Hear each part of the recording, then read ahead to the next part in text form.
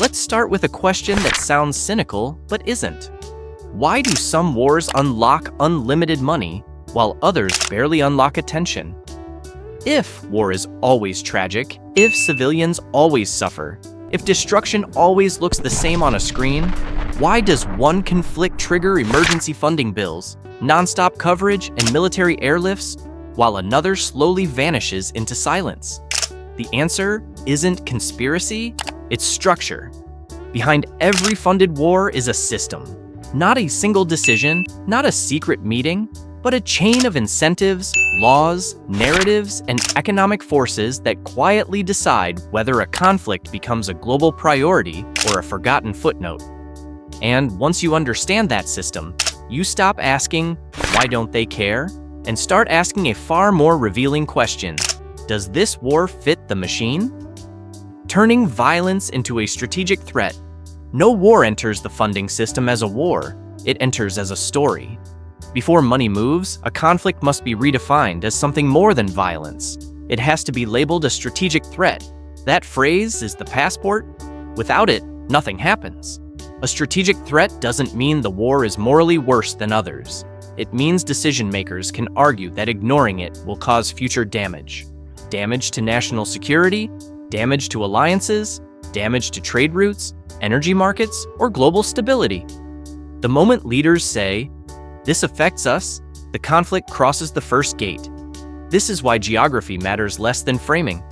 A war thousands of miles away can become urgent if it's described as destabilizing the global order, while a closer war can be ignored if it's framed as local, contained, or unsolvable.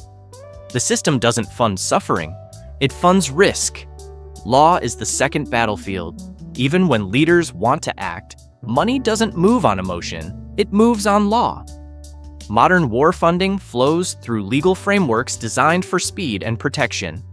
In the United States and similar systems, the most powerful tool is emergency or supplemental funding. These packages exist specifically to bypass the slow rhythm of normal budgets. They are justified by urgency, framed as temporary, and passed under pressure. Once a conflict qualifies for emergency funding, it jumps the queue. It doesn't compete with schools, healthcare, or infrastructure in the normal way. It becomes a special case. That status is everything.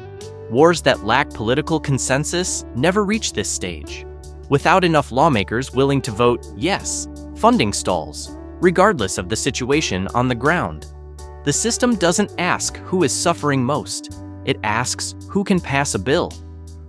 Defense budgets don't shrink easily. Once funding begins, it develops weight.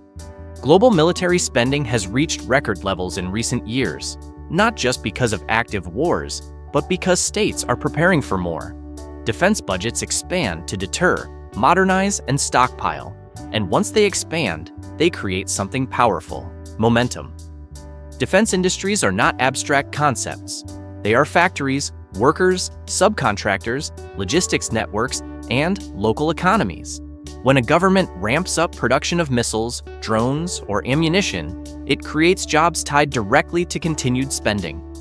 Cutting funding later doesn't feel like choosing peace. It feels like choosing layoffs.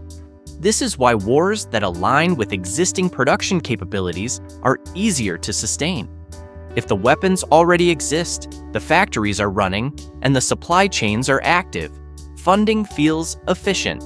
Wars that require entirely new capabilities face resistance, even if the moral case is strong. The system prefers conflicts it already knows how to supply. The quiet genius of replenishment. Here's where things get unintentionally clever. When countries send weapons to a war zone, they often allocate money to replace those weapons at home. This is called replenishment. Politically, it changes everything. Instead of saying, "We're sending money abroad," leaders can say, "We're investing in our own defense readiness." The funds stay largely within the domestic economy. Contracts go to national companies. Workers get paid. Tax revenue circulates back. This loop makes war funding easier to sell. Aid becomes stimulus. Support becomes investment. And the public sees factories opening instead of cash disappearing overseas. Wars that allow this cycle thrive inside the system. Wars that don't offer domestic economic returns struggle to survive political scrutiny. When war becomes a purchase order. Not all war funding is aid. A large portion is business. Through formal arms sales systems, allied states buy weapons directly from suppliers. These transactions are regulated, reviewed, and normalized. They come with contracts, delivery schedules, and financing options. This matters because sales feel different from charity. A government buying weapons is seen as a partner, not a dependent. The relationship looks professional, reciprocal, and strategic. Conflicts involving countries that can buy, co-produce, or maintain advanced weapons integrate smoothly into the system. Conflicts involving states that can't afford this model become dependent on aid alone, and aid is always politically fragile. The system is far more comfortable selling than donating. Alliances make wars affordable. No government likes paying alone. Wars backed by alliances are easier to fund because responsibility is shared. When multiple countries contribute money, weapons, and political support, no single leader bears the full cost. Criticism is diluted. Risk is distributed. This is why alliance frameworks matter so much. They don't just provide military coordination, they provide political insulation. A leader can say, "Everyone is contributing," and that statement alone neutralizes a huge amount of opposition. Conflicts without alliance backing feel risky. They look like long-term commitments with no safety net. Even if the cause is compelling, the lack of partners raises uncomfortable questions. How long will this last? How much will it cost? And when does it end? The system prefers wars with shared invoices. Oversight is a survival tool, not a moral one. Oversight doesn't just prevent misuse of funds, it protects the flow of money itself. Audits, reports, tracking dashboards, and inspections create the appearance of control. They reassure lawmakers and voters that someone is watching the money. Even when inefficiencies exist, the presence of oversight reduces panic. Wars without visible oversight become vulnerable to scandal.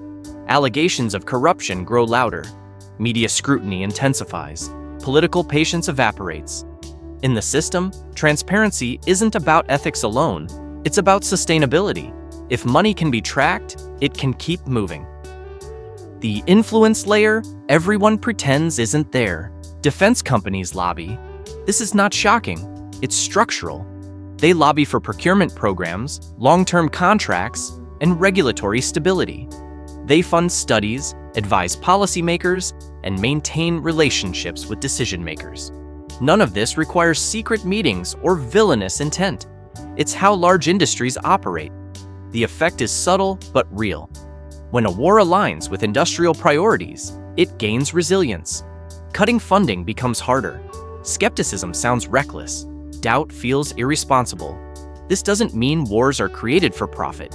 It means once a war fits the economic ecosystem, removing it becomes politically painful. The system rewards alignment, not intention. Why some wars fade while others multiply. Put all of this together and the pattern becomes clear. Wars that are framed as strategic threats, authorized through fast legal channels, supplied by existing industries, supported by alliances, reinforced by domestic economics, and protected by oversight structures are absorbed into the system. Wars that lack these traits don't disappear. They simply never become fundable at scale. The machine doesn't judge morality, it processes compatibility. The uncomfortable truth.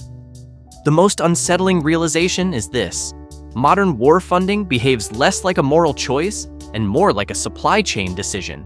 Is the threat legible? Is the law ready? Are the factories prepared? Are allies involved? Can the spending be justified at home?